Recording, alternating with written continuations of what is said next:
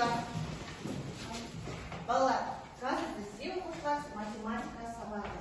Ең алдымен сабақты бастамас бұрын жақсы көңіл күйімізді орнықтырып алайық. Тақтада психологиялық дайындығын жасаймыз. 1, 2, 3. Математика сабағын жақсы оқып аламыз. Сәулесіне сананың мәніне ойланамыз. Жарайсыздар, бүгінгі сабағымызға сәттілік. Жақсы отыра қойыңдар.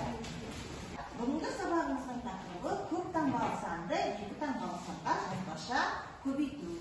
Сабағымыздың оқу мақсаты 0-мен аяқталатын көп таңбалы сандарды 1 таңбалы, 2 таңбалы және 3 таңбалы санға көбейту және бөлу алгоритмдерін қолдану.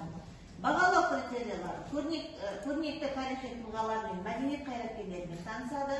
0-мен аяқталатын көп таңбалы сандарды 2 таңбалы санға көбейту алгоритмдерін қолданады. Осы оқу мақсаты бойынша бүгінгі сабағымызды өткіземіз. Барлық тапсырмаларымыздың барлығы мына бағалау критериялары бойынша өтеді. Кесте көрсетілген осы кестедегі сөздерді ұйқастырып табу арқылы бір сөз шығарамыз. Кәне кім жасай алады? Әріптер берілген кестеде осы әріптерді құрастыру арқылы біз бір сөзді шығарамыз. Кім ойлап тапты? Айта алады, қандай сөз тапты?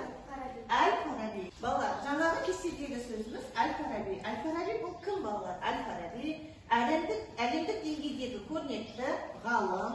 Ол өзінің шығармашылығында араб, парсы, грек, үнді және түркі мәдениеттерінің құнды жетістіктерін ұштастыра білген. Бірінші тапсырмаға назар аударайық. Бірінші тапсырмада ауызша есептеп барлық жауаптардың қосындысын тап. Сонда сен Әл-Фараби туылған қаланың атауын білетін боласың. Кәне ауызша есептейік. Қалаларына берілген Бұхара, Отырар, Тараз, Ташкент 4 қала берген екен. Ол үшін біздер мына жердегі берілген өрнектерді есептеуіміз керек. Жанел айтауға қай қала екен? Отырар қаласы. Нешеден нәтижесіне қанша шықты сонда? 600. Бұл Отырар қаласында Әл-Фарабидің туылған қаласының аты Отырар екен. Жарайсыңдар. Кәне бәріміз 3 шапалақ. Сонымен балалар, есіңе сақта. Көп таңбалы, 2 таңбалы санға көбейтуді алгоритмін қалай жасаймыз? 2 таңбалы санға көбейтуді былай жазған ыңғайлы. 124 мен 36 санының көбейтісі табу үшін бірінші көбейткіш бұл жерде 124. Оның астына екінші көбейткіш бірліктің астына бірлікті, ондықтың астына ондықты жазып, оны 36 санын саламыз. 124 санын ең бірінші 6 бірлікке көбейтеміз. Ол кезде 4 пен 6-ның көбейтісі 24-ке тең, 4-ні жазып 2-сін ойға қоямыз. 6 мен 2-ні көбейтеміз 12, ойдағы 2 мен 14, 4-ні жазып 1-ін ойға қоямыз. 6 мен 1-дің көбейтісі 6-ға тең, ойдағы 1 менен 7. Сонда 124 пен 6 бірліктің көбейтісі 744-ке тең екен. Енді екінші 124-ті екінші ондыққа көбейтеміз. Бұл ондықтарға жазған кезде 124-ті 3 ондыққа көбейтіп, 372 ондық, 2 ондықты ондықтың астына жазамыз, 7 жүздіктің астына жазамыз, ал 3 мыңдық разрядтарға жазамыз. Сонда екінші толық емес көбейтіндіні аламыз. Толық емес көбейтінділерді қосқан кезде, 744 пен 372-ні қосқан кезде нәтиже 4464-ке тең екен. Міне, бұл 2 таңбалы санға көбейтуді жазғандағы ыңғайлы алгоритміміз осы. Қалатын көп таңбалы дөңгелек сандарды көбейткен кезде көбейткіштерді нөлдері оң жаққа тұратындай етіп жазған ыңғайлы. Нөлді есепке алмай алдымен көбейту орындалады. Содан кейін екі көбейткіште қанша нөл бар болса, сонша нөлді артына тіркеледі. Бұл ережені есімізде міндетті түрде сақтауымыз керек. Осы ережеге байланысты бізге 4-ші мысал бар екен. Бұл 4-ші мысалдар балалар. Дауысын қатты шығады, иә? Қырекінің 36-ның көбейтіндісі бірінші қырекіні 6-ға көбейту аламыз. 6-ға 2-ні көбейткенде 12 шығады. Бір ойда 2-ні көбейтеміз. Одан кейін 6-ны 4-ке көбейтеміз. 6-ны 4-ке көбейткенде 24 болады. Ойдағы бірді қосқанда 25 болады. Енді қырекіні 3-ке көбейтеміз. 3-ті 2-ке көбейткенде 6-ны 6 шығады. 4-ті 3-ке бөлгенде 12 шығады. Есі толымсыз көбейтінділерді десек қосамыз. Қосамыз. 2, 7, 6-ға 5-ті қосқанда 11 шығады. 1 ойдады. 2-ні 2-ге қосқанда 4, одан 1-мен 5. Сонда нәтиже қанша шықты? 5 шығады. Келесі 42 мен көбейтіндісі. Ол үшін 0-ді не істейміз? Соңына жазып қоямыз. Енді 42-ні 36-ға көбейте қоймыз. 6-ға 2 көбейткенде 12 шығады. 6-ға 4 көбейткенде 24, одан 1-мен 25. 3-ке 2-ні көбейткенде 6. 4-пен 3-ті көбейткенде 12 шығады. 2 толымсыз көбейткенде қосқанда қанша шықты? 15 шығады. Сонда 1512 шықты. Оған 360-дағы 1 0-ді қасына қойғанда тіркегенде қанша шыққан екен? 15120-ға теңген. Жарайсыңдар.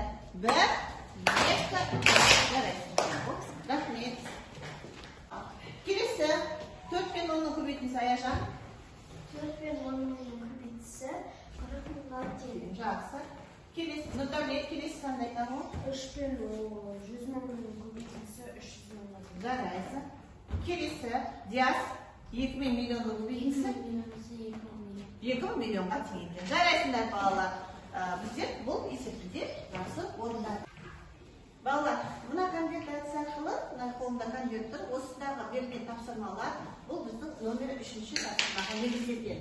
Номер 3-ші тапсырмада көбейтуді түсіндіре отырып орындадық. Қазір мен әр топқа біреуден берем, қалғандарымыз орнымызда отырып шығара береміз. Мына топта бізге Жанель, мына топта Мансур орындай берсін. 3-ші топта Нұрдәулет. Ал дәптерлеріңізге орындап, осы тапсырманы орындап. Қалғандарымыз кітаптарымызда оқулықта берілген, жайлап орындай береміз. Оқушылар, енді жұмысымызды аяқтаймыз. Болды қоя барлығымызда. Кім жауапты айтады? Кім дайын? Тағы кім дайын? Мансур дайынсыз ба? Дайын екен Мансур. Нұрдәулет сіз бастай ғой. 345-ті 34-ке көбейту үшін 34-ке қосып, сосын 345-ті 30-ға көбейтіп, және 345-ті 4-ке көбейтіп, және екеуінде қосып, қанша шықты нәтиже? 11730. Амалдар бойынша жазып есептеуіміз. Бұны біздер тақтада орындаймыз. 7 мен 170-тің көбейтіндісі 42-мыңға тең. 42-мыңға тең. Жарайды, Аружан да бұл 6-шы тапсырманы толығымен орындап шықты. Кәне, Аружанға от шашырса. 1, 2, 3. Мен балалар, бүгін математика сабағында барлық тапсырмаларды орындадық.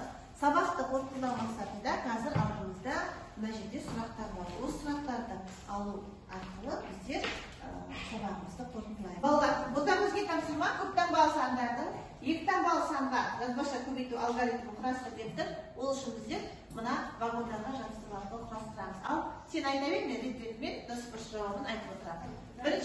Бірінші көбейткіш оның астына екінші көбейткішті бірліктің ондықтың астына жазамын. Ал бірінші көбейткіштің астына екінші көбейткішті, бірліктің астына бірлікті, ондықтың астына ондықты жазамын. Дұрыс па екен? Дұрыс екен. Екінші оқи бер арқалата. Бірінші көбейткішті бірлікке көбейтемін, бірліктердің, ондықтардың, жүздіктердің астына жазамын. Бірінші толық емес көбейтіндіні аламын. Сонда бүгінгі біздің сабағымыз бойынша алгоритмді ботагөз құрып берген екен. Жарайсың, ботагөз нешті бала? Нөлмен аяқталатын көп таңбалы сандарды көбейткен кезде көбейткіштерді нөлдері оң жақта тұратындай етіп жазады. Көбейткіштері оң жақта тұратындай етіп жазады. Сосын нөлді есепке алмай алдымен көбейту амалы орындалады. Содан кейін екі көбейткішке қанша нөл бар болса, соңына сонша нөл тіркеледі. Жарайды, жақсы. Сабағымызда біздер балалар оқу мақсатымыздағы нөлмен аяқталатын көп таңбалы сандарды бір таңбалы санға, 2-3 таңбалы сандарға көбейту және бөлу алгоритмін қолдандық және оларды есептеп үйрендік. Жарайды, сабақ аяқталды. Сау болыңыздар.